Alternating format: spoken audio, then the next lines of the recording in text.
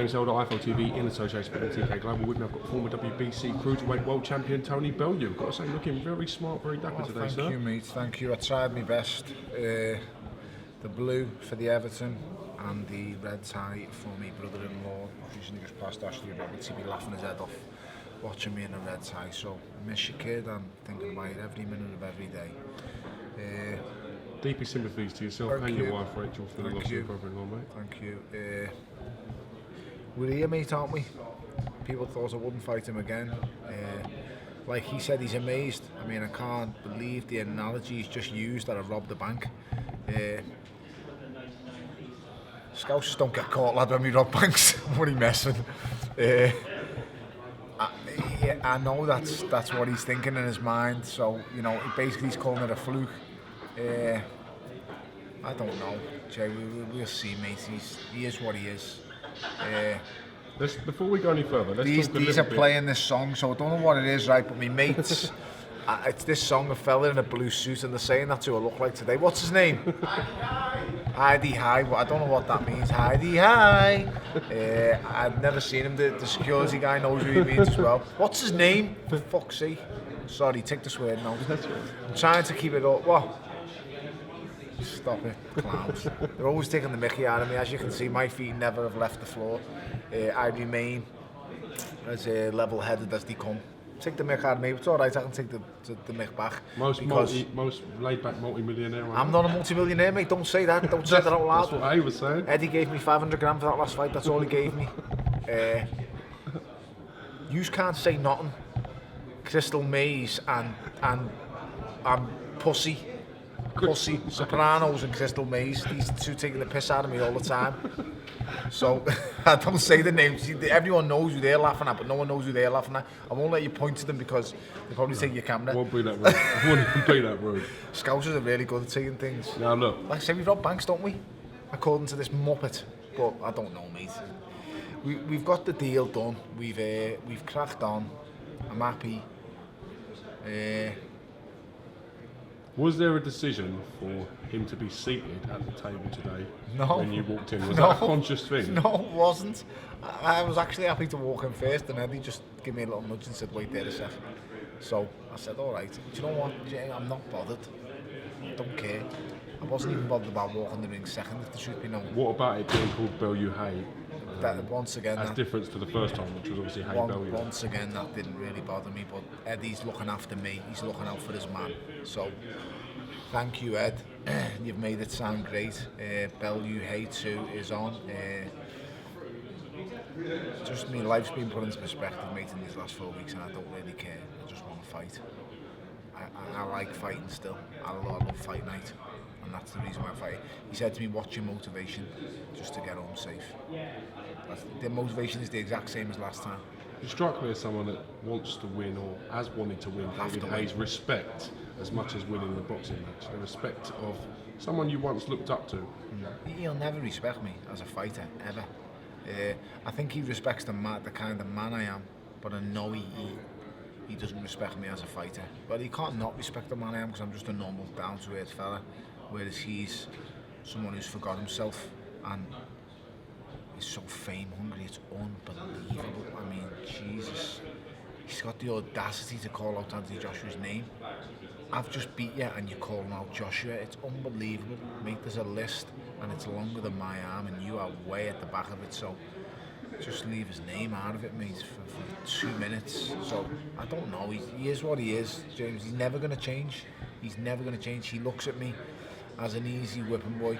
He's just slipped up on camera over there with Sky. He said, "Tony, watch my fight against Tony Bellew," and then changed it to Bellew. So he's not changed. It absolutely killed him in that press conference. In David Haye's whole career, when has he ever once come in and acted like that? Never once in his whole career. I think it was quite humbling for David Haye. It's killing him. It's absolutely killing him. When I got up close to him, I said to him, "You might have been right after all.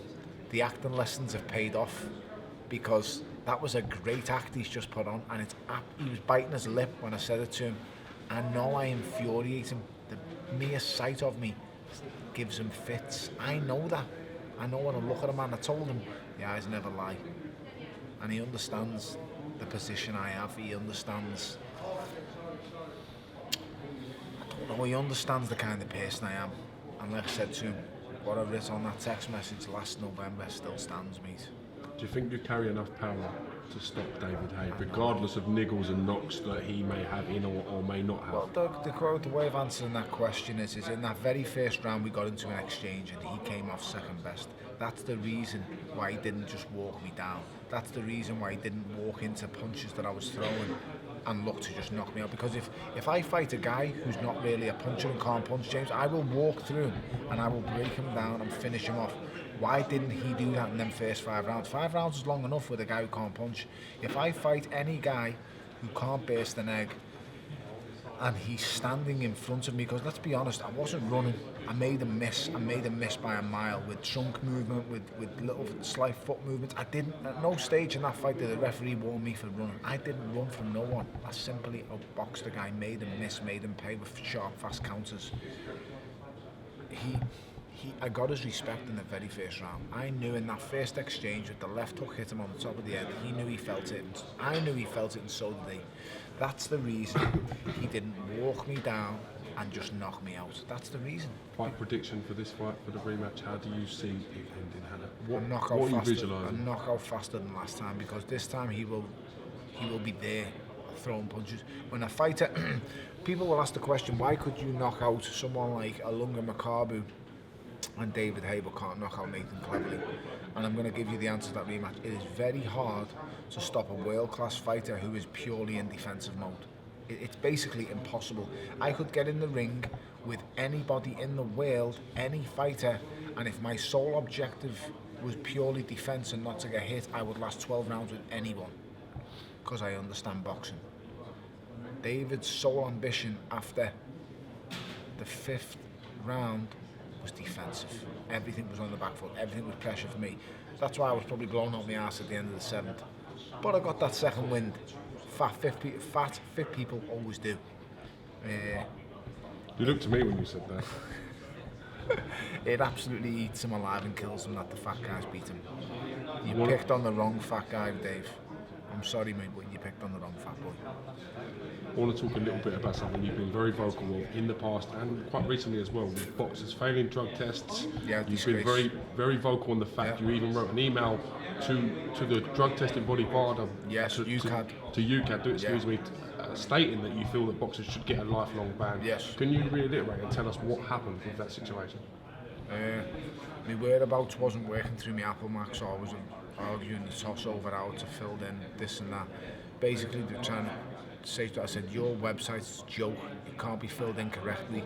I've got the best Apple Mac on the market, yet your website doesn't work through it. This led to a bit of a discussion, to which I had to go out and buy a laptop myself, which annoyed me very much.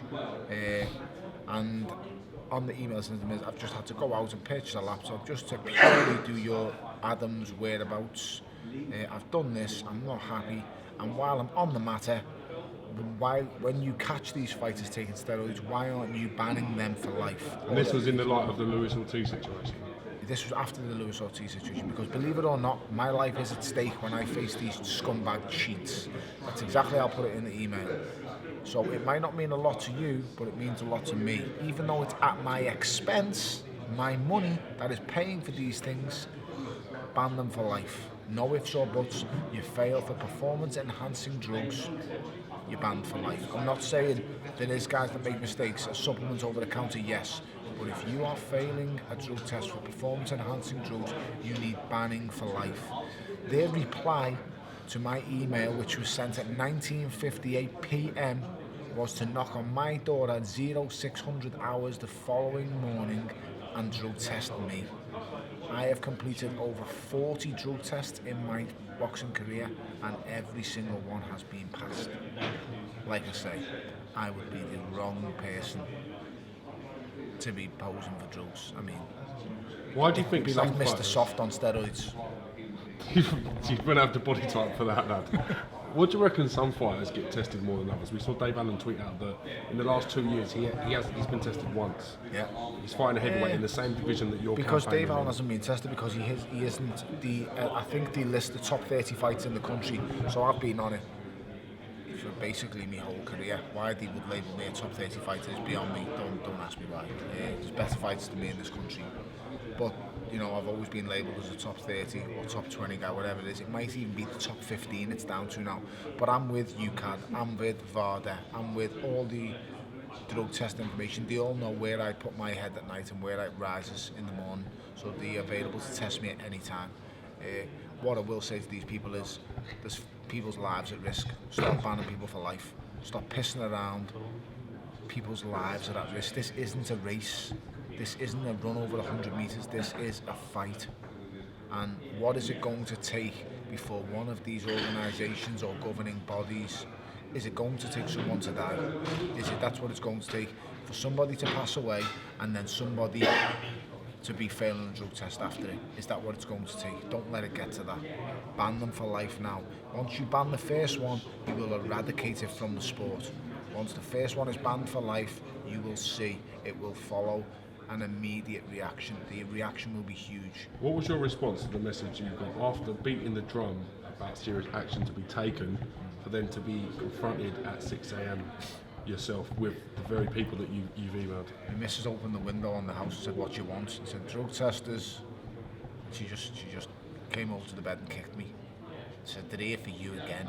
And I just thought, makes sense, doesn't it? Send a nasty email saying you should ban people for life and then get yourself tested at 6 a.m. So nice one for that. But you was vocal, very public about what I've your always been opinions vocal, are. and I'll always remain it. Ban them for life. James, there is no right or wrong way about this. If you are taking, we get in a boxing ring and the sole ambition is to knock somebody out, to hurt somebody. If you're using an unfair advantage, like I say, I'm not condoning drug cheating, sprinting or gymnastics or any other sport, but let's be totally honest. These sports, people's lives are on stake. If a 100-metre runner runs the race in 8 seconds, basically, if you want to take drugs, I'm not saying it's right, but you know, he ain't hurt no one, has he? He's only hurt himself. These fellas are taking drugs, getting in the ring and looking to hurt you, do damage to you. You know you all are. You're gang of scumbag rats, horrible vermin, that's what you are. You're a disgrace to yourselves. You know, 90% of the fighters that I know of all have families and children, and you're taking drugs to take a father or mother away from their child. You absolute scum. I have no words for them. Vermin is the only thing I have for them. Bottom of the barrel, absolute cars-ease you are.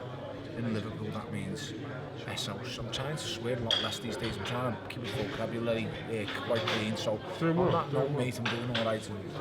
Last bit of time today, sir. Is there anything you want to add before we go? Anything you want to say? I think I've got fantastic sponsors who've helped me all the way through my career. I'm sure you know they are. I've looked on the website. And thanks to all my other sponsors. Thank you, you've helped me through my career. And lastly but not least, Rach, you're the strongest person I know, babe. I love you more than life itself. See you after game. Tony Bellew, thank you for your time.